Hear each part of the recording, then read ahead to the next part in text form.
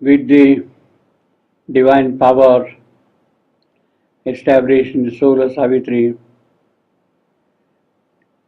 there is a great change which has taken place in her inner being.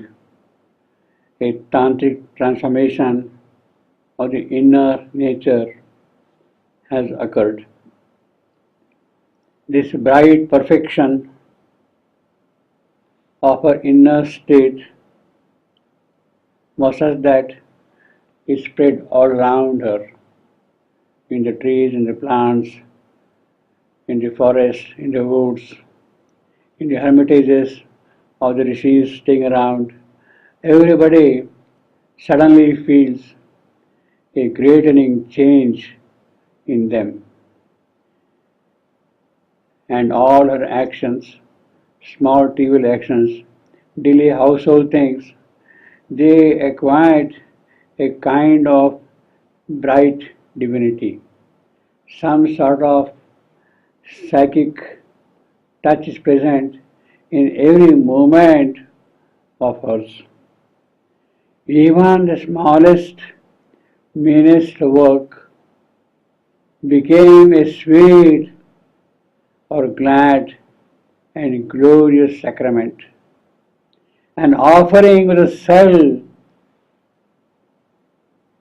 of the great world, or a service to the one in each and all. A light invaded all from her being's light, from her transcendental being's light. A light is invading Savitri. Her heart beats, dance, communicated bliss, the original bliss.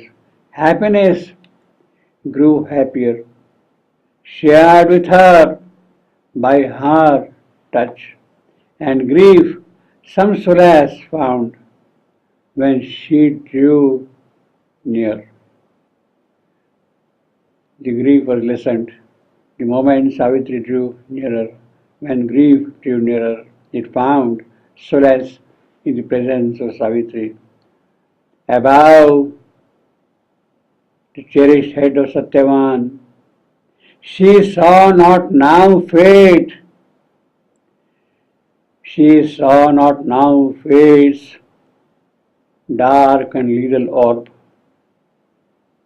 a golden circle round a mystic sun, disclosed to her newborn preceding sight, the cyclic ranger of a sovereign life.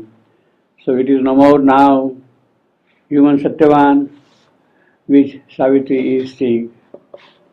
Around him, around his cherished head, she sees a bright golden halo, the halo of the sun, or the supramental light around his head. Above the cherished head of Satyavan, she saw not now fate's dark and lethal orb, a golden circle around a mystic sun. This is what she sees around the head of Satyavan. And it discloses to her what? The cyclic ranger of a sovereign life. Through the ages, yuga after yuga, the kind of a life that is to come, it is that which is revealed to Savitri. A golden circle round a mystic sun, disclosed to her newborn predicting sight. She is going to see that thing tomorrow. The cyclic ranger of a sovereign life, deathless life. Inner visions and deep etched vertical dreams, true dreams, dreams which have the truth content in them, inner visions, in brief shiftings of the future's heavy screen. The screen is removed. He lay not by a dolorous decree. Now it is removed the Satyavan who is doomed to die. Savitri sees an immortal Satyavan already there in him. In her visions and deep-etched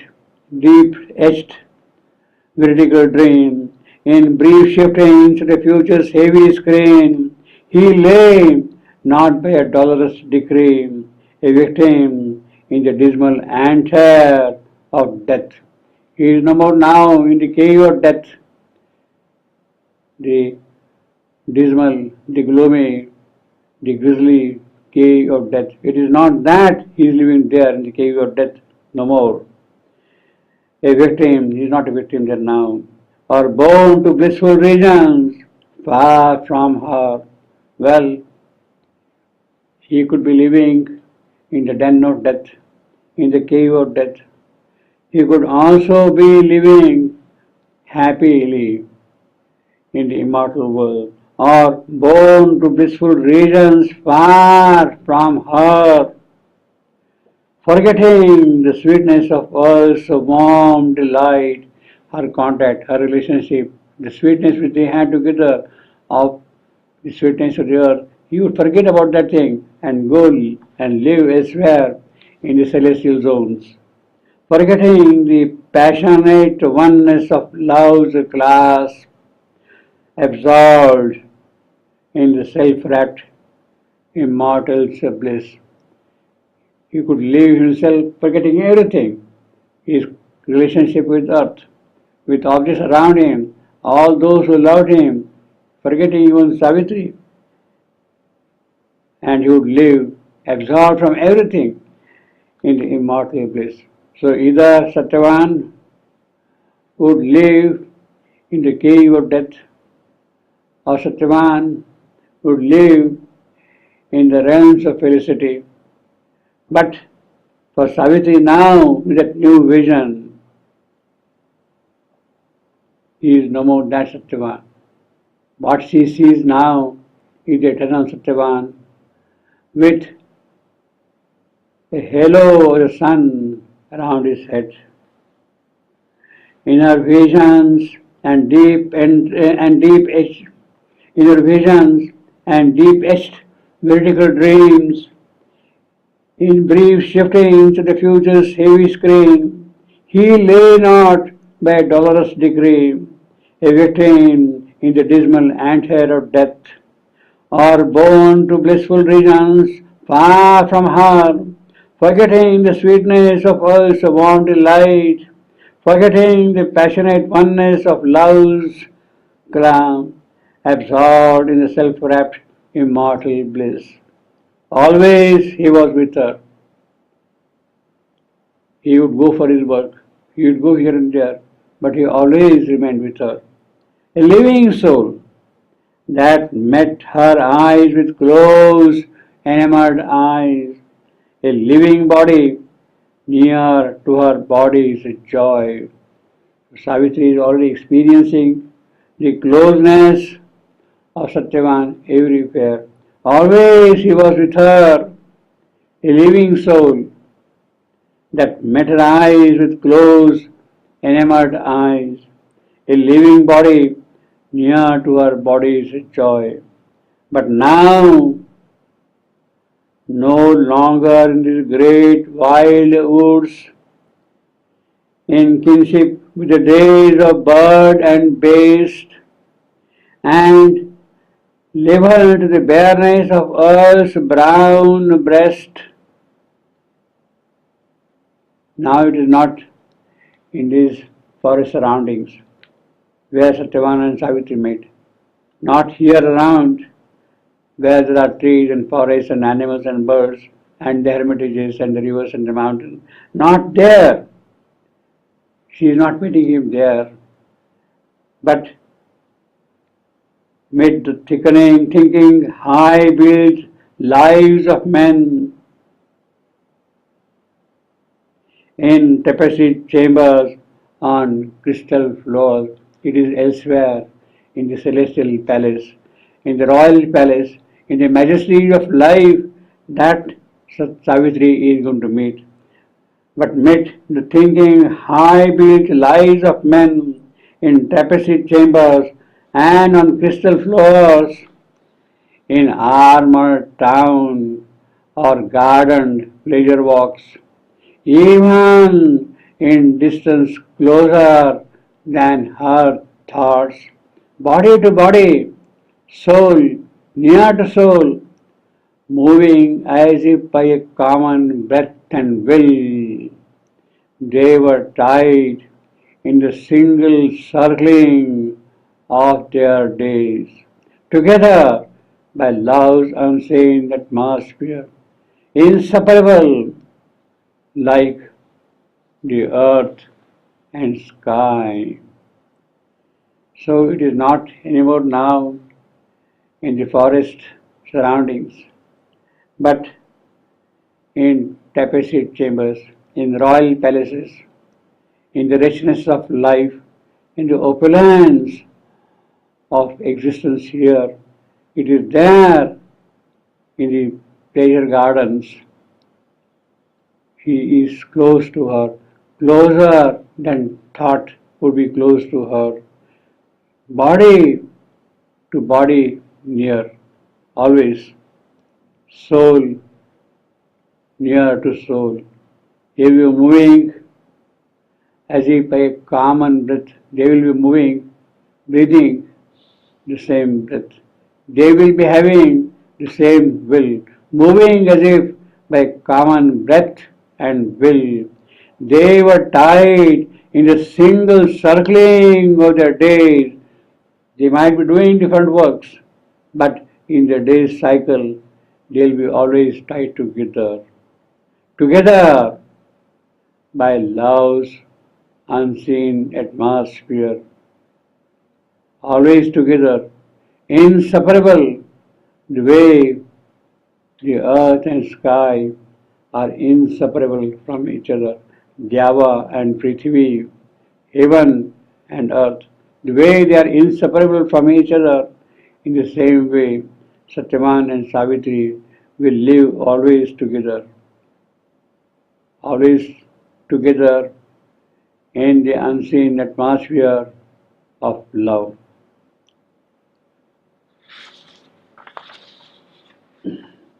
Thus, for a while she stood, thus for a while she trod the golden path. Savitri is experiencing that oneness with Satyavan. This was the sun before the abysmal night. After the experience of the power established in Savitri, she sees that Satyavan and Savitri will always live together. But this was when, while she trod the golden path. This was the sun before abysmal night. Sun is there, he will come, but at the moment Savitri has to face the dark night, the abysmal night, the dread of the night, the dread of life, the fearful power which is present in life here. She has to meet that. Later on, she will live in a world of bliss, but at the moment, right now, she has to face the dreadful power. Once, as she sat deep in felicitous muse, Savitri and Satyavan, they are in union with each other. They are in a felicitous union with each other. Once she sat in deep felicitous muse, still quivering from her lover's strong embrace.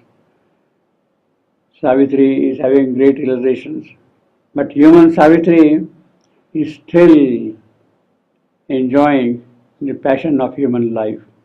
Her lover is embracing her, pressing her close, and she feel the joy of it, still quivering from her lover's strong embrace, and made her joy a bridge twixt earth and heaven.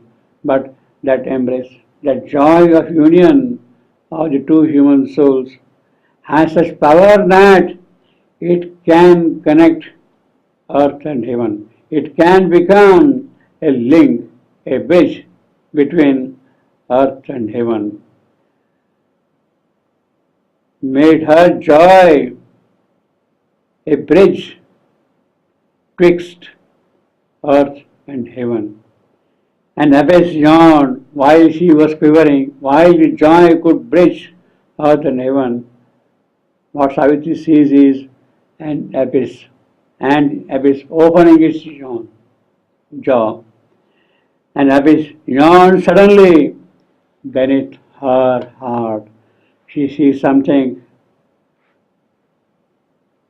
dismal, something frightening, and made her joy, all right, her joy is a bridge between earth and heaven.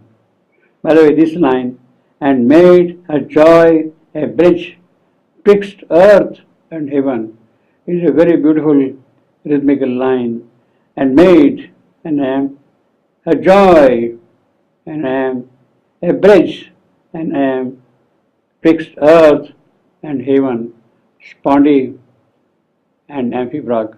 So we have got three I ams, and made her joy a bridge and a spondy twixt earth and amphibrach and heaven.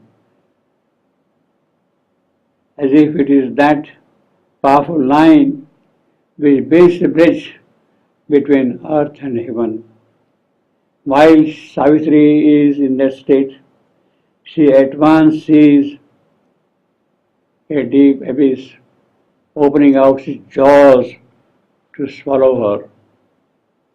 A vast and nameless fear dragged at her nerves. Even Savitri, her human parts, her blood and flesh, they are still open to human state, are under the impact of the universal forces. A vast and nameless fear dragged at her nerves as drags a wild beast its half-slaughtered prey. A wild beast, a tiger, has killed a deer, and he is dragging that half-killed deer to his place. A vast and nameless fear dragged at her nerves. It is in the same manner that dread is attacking Savitri. As drags a wild beast his half-slaughtered prey, it seemed to have no den from which it sprang. Wherefrom did that dread arise, that beast of prey arrive? It looks as if it has no den at all to live in. Suddenly from some nowhere it is arriving. It was not here, but hid its unseen cause. That dread is not physically present here. It is not present even otherwise. Its unseen cause is a secret of existence. Then rushing came its vast and fearful found.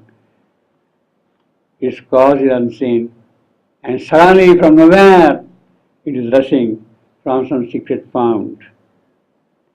A formless dread with shapeless, endless wings, filling the universe with its dangerous breath, a denser darkness than the night could bear, enveloped the heavens and possessed the earth. So the entire cosmic extension, earth and heaven, they are under the sway of this dread. A formless dread which shapes its endless wings, filling the universe with its dangerous breath, a denser darkness than the night could bear, enveloped the heavens and possessed the earth. A roaring surge of silent death. It came, curving around the far edge of the quaking globe. Curving around the quaking globe, it came like a surge, effacing heaven with its enormous stride. It wailed to expunge the choked and anguished air and end the fable of joy and life. When that dread would come, where would exist then joy of life? It cannot exist there at all. It is that kind of a dread which is now invading Savitri, a roaring surge of silent death, effacing heaven with its enormous stride, and end the fable of the joy of life. It seemed her very being to forbid. It would not allow Savitri to exist. It would destroy her, abolishing all by which her nature lived. It will knock off the very foundation of her nature, abolishing all by which her nature lived, and leave her to blot out her body and soul. A clutch of some half seen invisible, a hold, a grip of the half invisible. It is that which is holding Savitri. An ocean of terror and a soaring might, a person and a black infinity. So that is the description of the dread Savitri is experiencing. It seemed her very being to forbid, abolishing all by which her nature lived, and labor to blot out her body and soul, a clutch of some half-seen invisible, an ocean of terror and of sovereign might, a person and a black infinity. It seemed to cry to her without thought or word. It's not uttering any word. It is not giving out any thought also. Yet it is crying to her. What? It is giving the message to her. It seemed to cry to her without thought or word. The message of his dark eternity, this black infinity, this dark eternity, it is conveying something to Savitri. What? And the awful meaning of its silence is out of some sudden monstrous vast arisen, out of an abasement's deep of grief and fear, imagined by some blind, regardless self, a consciousness of being without its joy, empty of thought, incapable of bliss, that felt life black and nowhere found its soul. A voice to the dumb anguish of the heart conveyed a stark sense of unspoken words. In her own depths she heard the unuttered thought that made unreal the world and all life meant. Such the power of the dread. When Savitri hears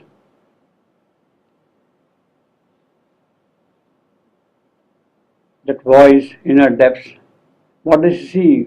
That everything becomes then unreal to her. It makes unreal the world and all life that actually means. The meaning is robbed. The world becomes an unreality. It is that power's voice, that dread's voice, which Savitri is hearing in her depths. A voice to the dumb anguish of the heart conveyed a stark sense of unspoken words. In her own depths, she heard the unuttered thought that made unreal the world and all life meant.